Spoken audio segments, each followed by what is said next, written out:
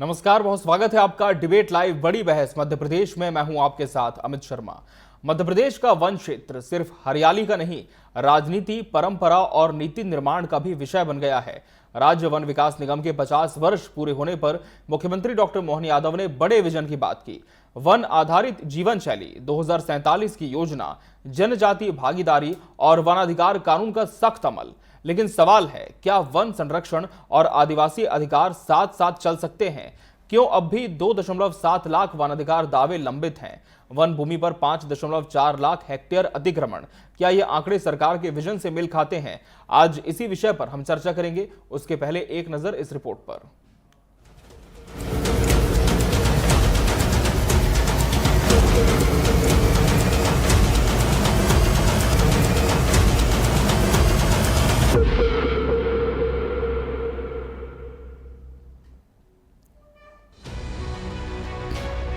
मध्य प्रदेश देश का हरा दिल। यहाँ के वनों से निकलती नदियाँ सिर्फ भूगोल नहीं गढ़ती, ये इतिहास और संस्कृति की भी वाहक रही हैं। और अब यही जंगल एक नए संवाद का केंद्र है। विकास बनाम अधिकार, संरक्षण बनाम सहभागिता। राज्य वन विकास निगम ने अपने 50 वर्ष पूरे किए। मुख्यमंत्री डॉक्टर मोहन यादव ने इस मौके पर विजन 2047 पेश किया, एक ऐसी योजना जो जंगलों को केवल संसाधन नहीं, संवेदनशील जीवन शैली मानती है। मुख्यमंत्री डॉक्टर मोहन यादव ने कहा, हम वन आधारित जीवन शैली में दुनिया के लिए एक मॉडल बनना चाहते हैं। जल, जंगल और जनजातियों का संतुलन ही मध्य प्रदेश की असली ताकत है। वन विकास निगम ने अपनी 50 वर्ष की यात्रा में अच्छी उपलब्धियां हासिल की है। कई क्षेत्रों में वन को भी डेवलप किया है, कई प्रकार से वन से जुड़े हुए आजीविका वाले कई कामों को किया है। 40-45 करोड़ का तो लाभांश वितरण का भी काम किया है। लेकिन हमने कहा कि और आगे बढ़े। वन विकास निगम के माध्यम से बड़ी संभावना है। भविष्य में वृक्षारोपण के कामों को करते ही जैसे हमारे वनों को समृद्ध करने का काम किया है, वन्य जीवों से भी जुड़कर आगे बढ़ सकते हैं। वन के जो मूल लकड़ियां हैं, उन लकड़ियों के आधार पर भविष्य में और उसका बेहतर उत्पाद के रूप में निर्यात करे, प्रदेश के, देश के सबके काम आए। राज्य सरकार वनों पर आधारित अर्थव्यवस्था को गति देने के लिए रेस्क्यू सेंटर्स, जू और वनोपज मूल्य संवर्धन जैसे कदमों पर काम कर रही है। सरकार ने यह भी सुनिश्चित किया है कि जनजाति समुदायों की बात सुनी जाए। सीएम ने स्पष्ट किया, आदिवासियों के फीडबैक के बिना कोई नीति पूर्ण नहीं। सरकार बालाघाट मॉडल को सभी जनजातीय विकास खंडों में लागू कर रही है। एकल सुविधा केंद्रों से दावे और राहत दोनों सरल होंगे। वनाधिकार दावे 2008 से 2023 2.89 लाख दावे मान्य, 2.73 लाख दावे लंबित। 31 दिसंबर तक समाधान का लक्ष्य। वन भूमि पर अतिक्रमण, कुल अतिक्रमण 5.46 लाख हेक्टेयर। 2024 में 17,496 हेक्टेयर भूमि मुक्त कराई गई। कांग्रेस का आरोप है कि जंगल सिर्फ पेड़ नहीं, पहचान है, और पहचान का संरक्षण केवल कागज पर नहीं, जमीन पर दिखना चाहिए। कांग्रेस का कहना है कि बीजेपी सरकार के राज में मध्य प्रदेश में जंगल की जमीन पर अतिक्रमण एक बड़ी समस्या बन गई है। राज्य में 5.46 लाख हेक्टेयर से ज्यादा वन भूमि पर लोगों ने कब्जा कर रखा है। वन विभाग ने एक और बड़ा घोटाला किया है। एक पर्यावरण रैली में 26 लाख रुपए एक दिन में खत्म कर दिए। इसमें कई मामले हैं, हेलमेट पर खर्चा, पेट्रोल पर, बाइकर्स के पेट्रोल पर खर्चा, तमाम बातें सामने आ रही हैं। ये बता रहा है कि ये भ्रष्टाचार, 50% कमीशन और घोटालों की सरकार जो 2 दशकों से थी, वो लगातार उसका चरणबद्ध घोटाला लगातार जारी है। जंगल सिर्फ हरियाली नहीं, एक जीवन शैली है, और उस पर अधिकार सिर्फ कागज नहीं, हकीकत होना चाहिए। विजन हो लेकिन विवादों के बिना, वन अधिकार हो लेकिन बिना विलंब के। सवाल यही है, क्या आने वाले 25 सालों का वन विकास आखिरी पंक्ति के वनवासी के लिए कुछ बदलेगा? मध्य प्रदेश ने दिशा दिखाई है, अब जरूरत है उस दिशा में ठोस कदमों की, ताकि विजन 2047 कोई सपना नहीं, एक सच्चाई बन सके। Bureau report, TV 24 news.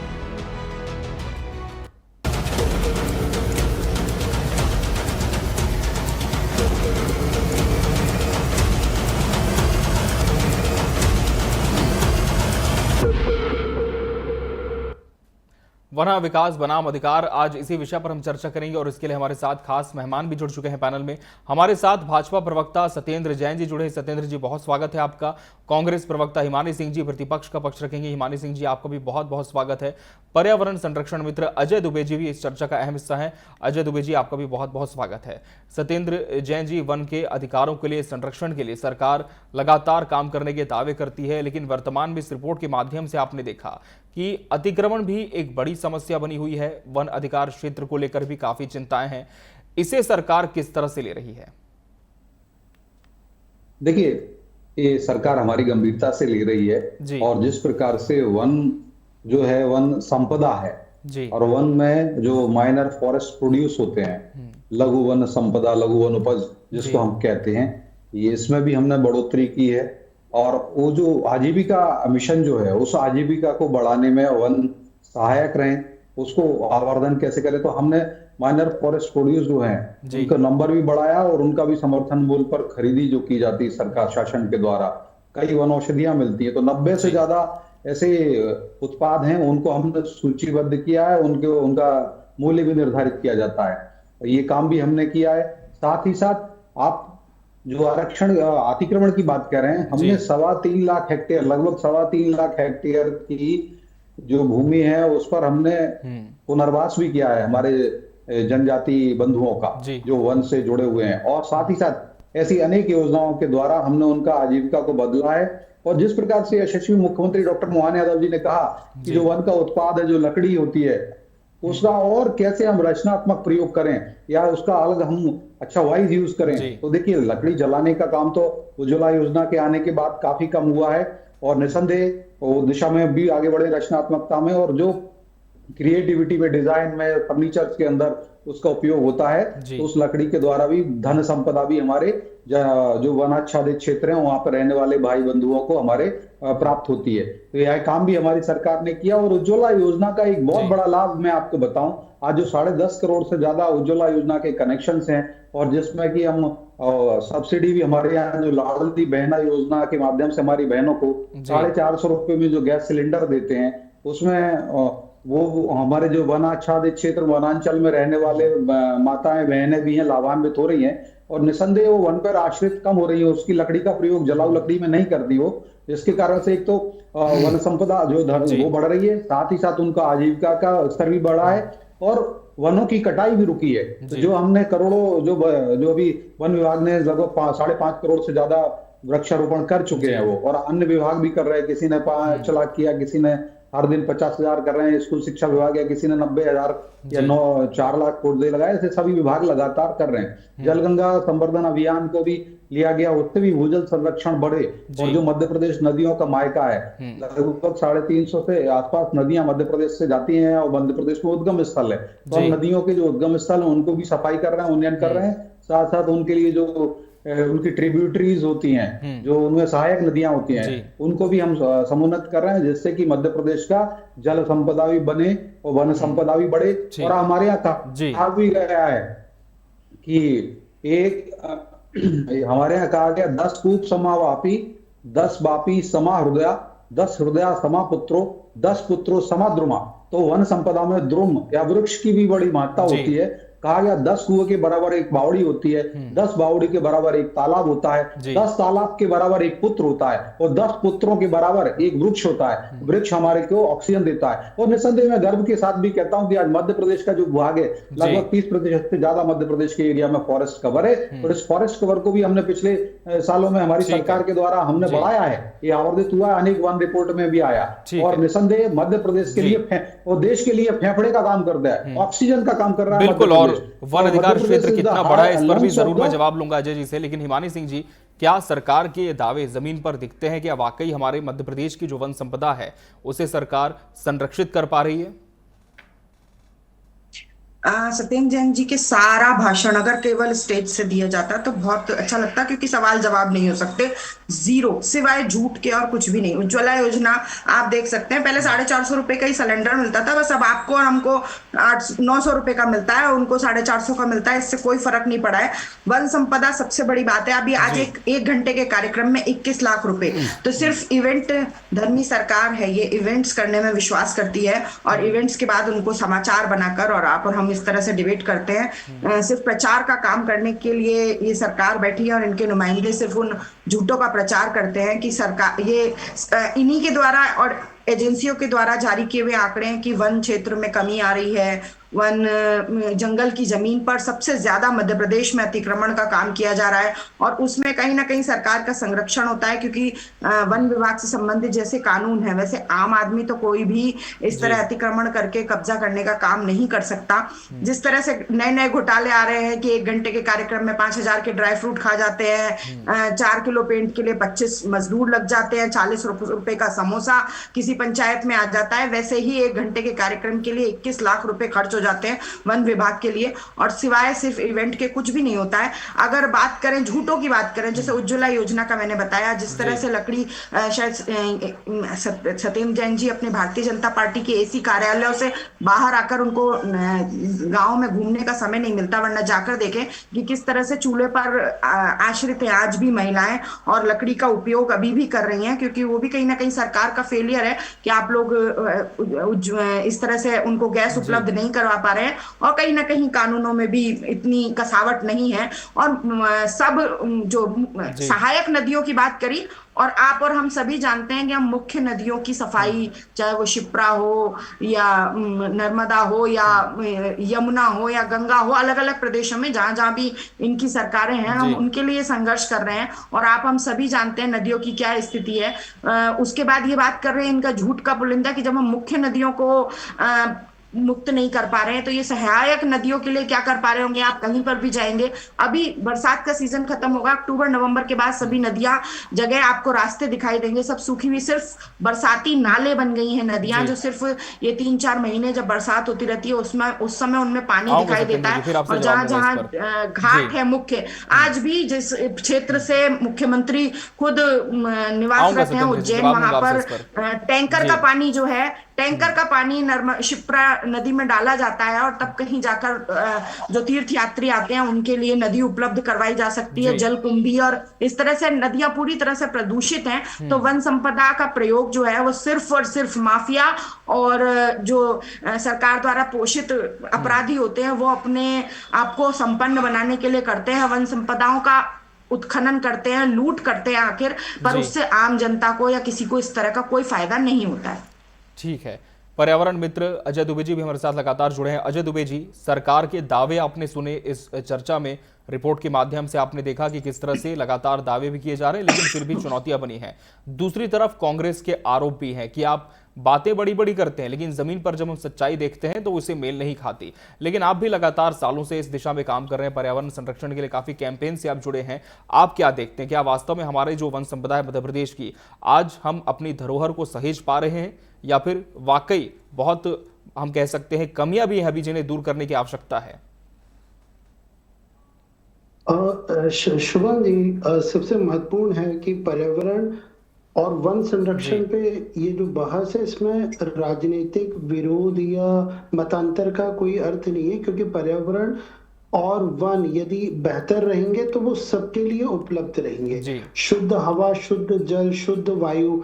तो इसमें तो मैं ये चाहूंगा कि हम लोग एक ग्राउंड रियलिटी पे बात करें कि आखिर वास्तविकता क्या है। कोई भी पार्टी की सरकार हो, ये बात अब उसको स्वीकार करनी होगी कि ग्लोबल वार्मिंग के दौर में हम निश्चित तौर पर राजनीतिक सही निर्णय लें और वनों को संरक्षण दें, क्योंकि लगातार जंगलों की अवैध कटाई और नदियों में अतिक्रमण और अवैध खनन एक सच्चाई है। अभी सत्येंद्र जैन साहब ने जो कहा और जो अभी आपकी जो मैंने रिपोर्ट देखी उसमें एक आंकड़ा है कि अतिक्रमण जो है वो 5 लाख से अधिक हेक्टेयर में फैला हुआ वन भूमि में, और वनाधिकार कानून के जो पट्टे हैं 2 लाख सेटल हुए हैं और 2 लाख अभी भी बचे हुए हैं प्रकरण निराकरण के लिए। तो आप ये देखिएगा कि मध्य प्रदेश में यह कानून जो लागू हुआ था 2006 में हुआ था, वनाधिकार कानून, आज करीब हम 2006-19 साल के करीब हो रहा है। और क्या हम वनाधिकार कानून में जो जायज हकदार थे, क्या हम उनको पट्टे दे पाए? उनको पट्टे देने के अलावा क्या इतनी बड़ी संख्या में ये लंबित प्रकरण क्यों हैं? ये रोजाना जो अतिक्रमण बढ़ रहे हैं, क्या वोट बैंक की पॉलिटिक्स के चक्कर में ये नए दावेदार आ रहे हैं? ये आंकड़े कब खत्म होंगे? 19 साल में हम लोग ये सेटल नहीं कर पाए कि 2005 तक जो कब्जे थे, हमें वनाधिकार में उनका अधिकार था, हम क्या उनको आइडेंटिफाई नहीं कर पाए? हम सैटेलाइट जो इमेजेस हैं उनकी मदद से हम वास्तविक तौर पर लोगों को दे सकते हैं। कहीं ना कहीं यह वन क्षेत्र राजनीति और वोट बैंक के कारण नुकसान उठा रहे हैं।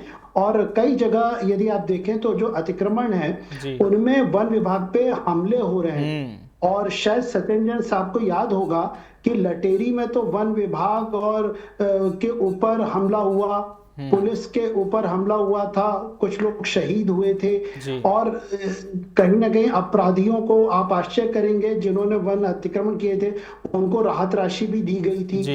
लटेरी का एपिसोड याद होगा, उसके लिए जांच कमेटी बनी थी, जांच रिपोर्ट कहां गई आज तक नहीं पता।